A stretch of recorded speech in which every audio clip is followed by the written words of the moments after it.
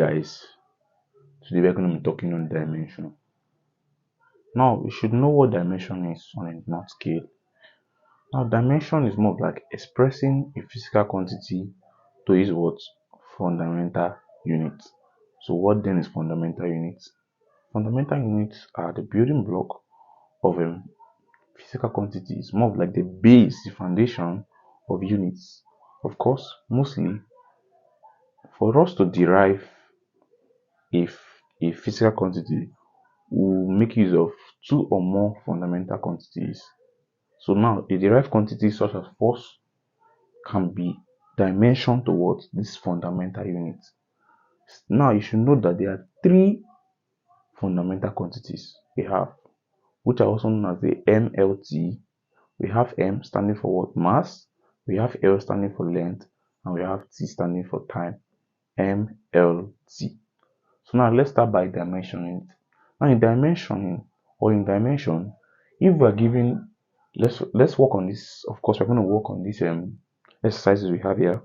But before we start to work on those exercises, let's say for example we have force. Of course, not like start attending to force without knowing the mathematical expression or the formula for force.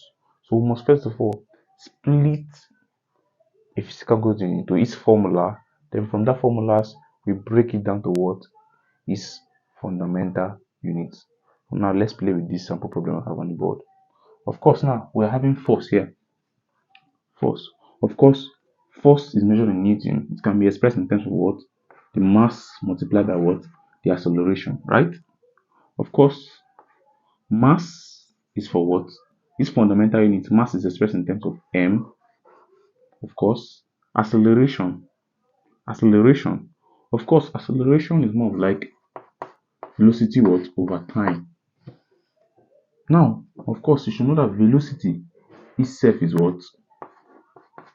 Distance over time. So therefore, the unit for velocity is what? LT. So we can express this as what? LT minus 1.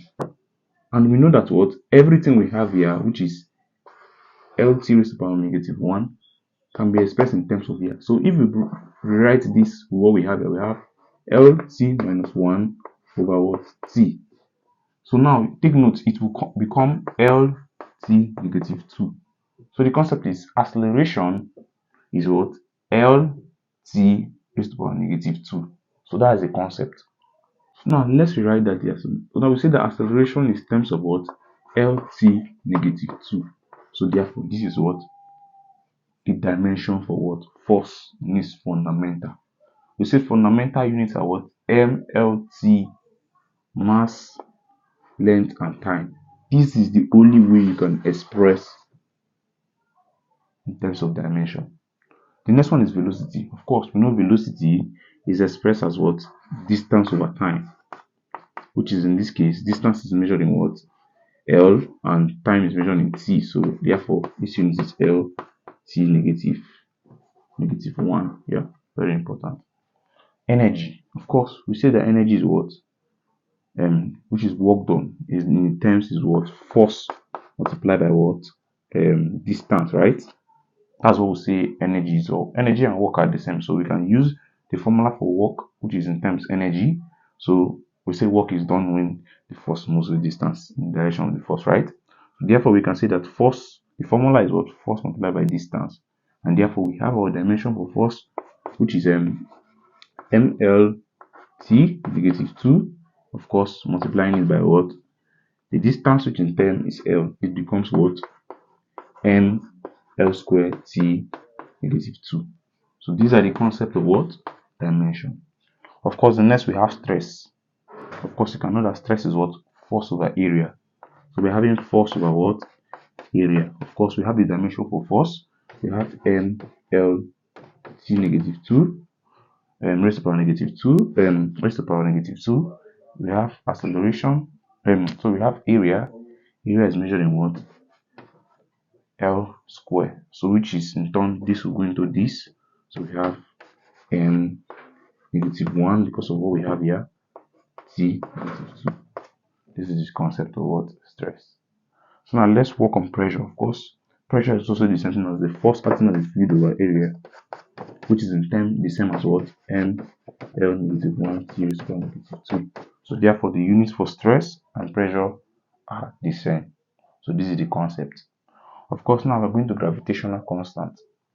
Now, of course, we say that gravitational constant is the constant that arises when we have the force, gravitational force, is directly equivalent to what? The product of what? The masses, right? M1, M2 over what? The square of the distance of separation between the two masses, right? And we later have the force as what? Introducing a constant. We have G as what? M1, M2 over what? A root square.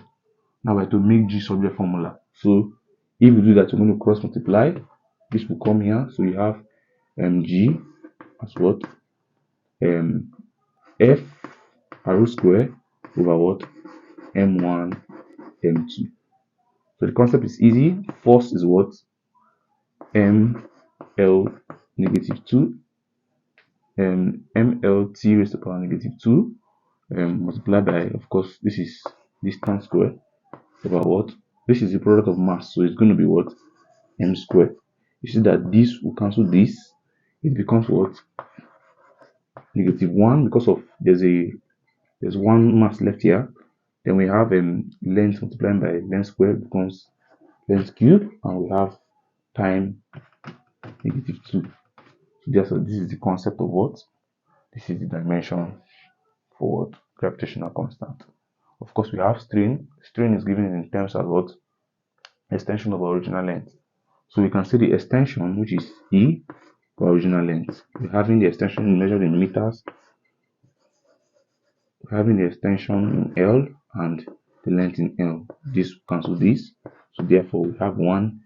Anytime you have a dimension given in one, it means it's dimensionless. So we can see that strain is what? Strain is dimensionless quantity. So it's dimensionless. Very important. Then we have power. Of course, power is very important. We said power is the product of energy multiplied by what? Energy multiplied. I think energy divided by the time, of course. Energy divided by the time. Power is more like the rate at which energy is being done. So the concept is easy. Energy, we have a formula for energy here. So we have energy as what? ml squared t negative 2. So it becomes ml squared t negative 2 over what? T. For this will come up, we have ml squared t negative 3. Of course, the last but not the least, we have frequency. Of course, the formula for frequency is what? I think is number of oscillation over the time, right? So we have frequency as n over what? The time. Of course, number of oscillation is a dimensionless quantity. Of course, it's expressed numbers. So we have this as 1 over what? The time, because this becomes t is power negative 1. So these are the concept of dimension. Now next class we'll talk about dimensional analysis.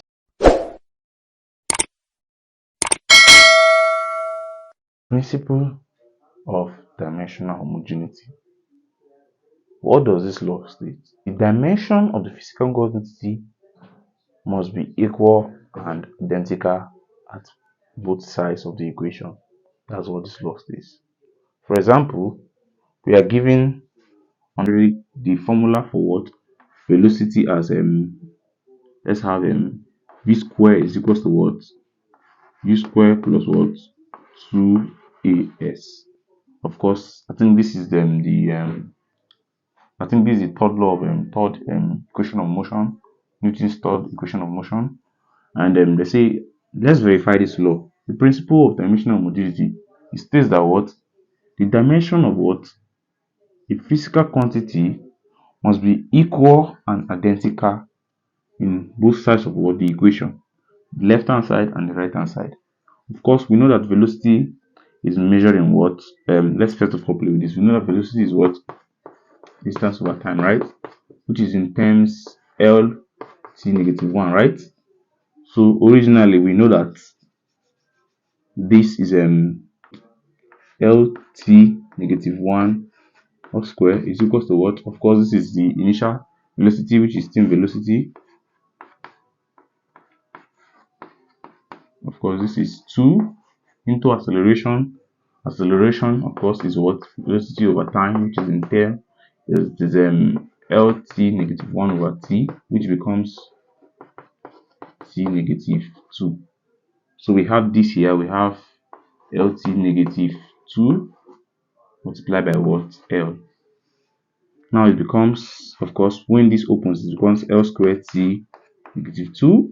It becomes L squared T negative 2 plus, of course, it becomes 2L. Of course, this multiplies, this becomes L squared T negative 2.